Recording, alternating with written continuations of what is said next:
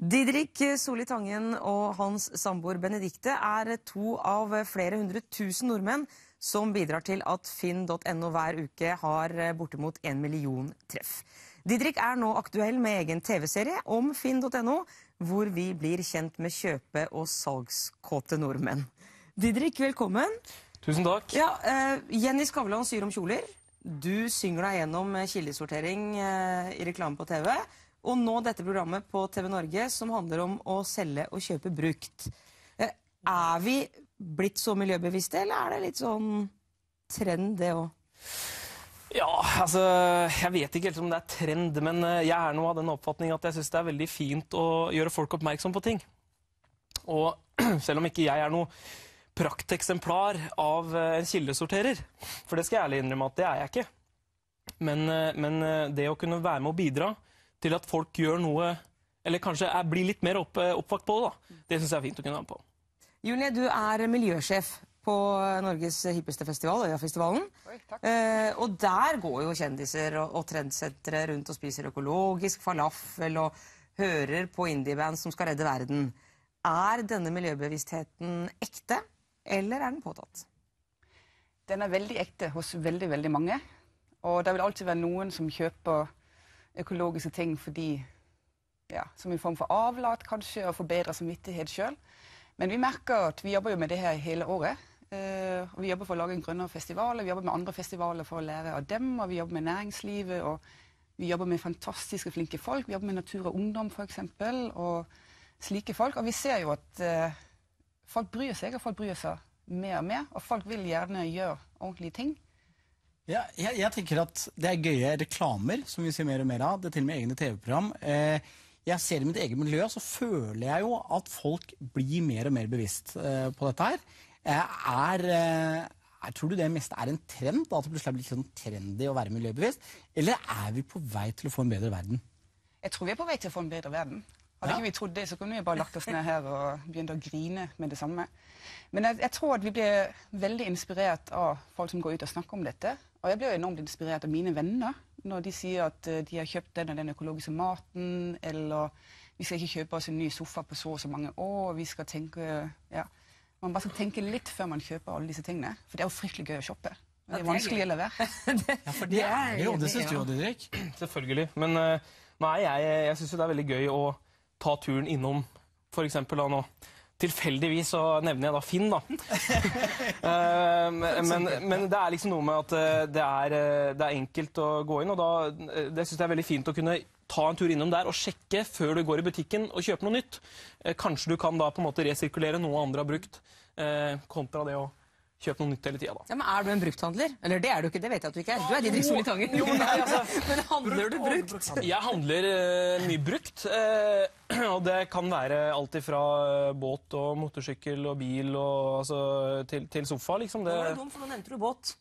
Ja, og der har jeg hørt et rykte. Ja, nei, altså, det er en lang historie, så jeg prøver den kort. Kom igjen, den tror jeg vi vil høre. I mai, i sommer, eller førsommeren, så tenkte jeg, nå skal jeg kjøpe meg båt. Og så gjorde jeg det. Og det var ikke hvilsmellbåt, det var en sånn racerbåt da, en sånn katamaran med 90 hester, og skulle liksom leke. Ja. Ja, veldig miljøvennlig der. Men i hvert fall så endte det med at før sommerferien så skjærte den her seg. På grunn av litt, nå var det noen rådelagere som hadde rustet. Det er litt sånn komplisert, men i hvert fall så måtte jeg da stå noen dager og mekke på dette her for å få det sammen. Og det skal sies at selgeren, han var veldig behjelpelig. Han kjøpte deler til meg og ordnet opp, så det var prakteksemplar av en selger. Og så kom sommerferien. Jeg tenkte, nå har jo den skjært seg fra før, og det er vel ikke noe mer gærent som kan skje nå. Så hadde jeg vært i Kragerø, og det hadde vært koggrace. Og så var det da målgang inn i blindtarmen der. Og der lå vi, og det var meg og et par kompiser som lå der og duppa og så på disse koggene som kom inn, og så ble det jo veldig mye bølger. Og plutselig så slår vi opp at en annen båt, og den er ganske lav bak, så den slo liksom opp på glassfiberen, så det ble en liten sprekk der.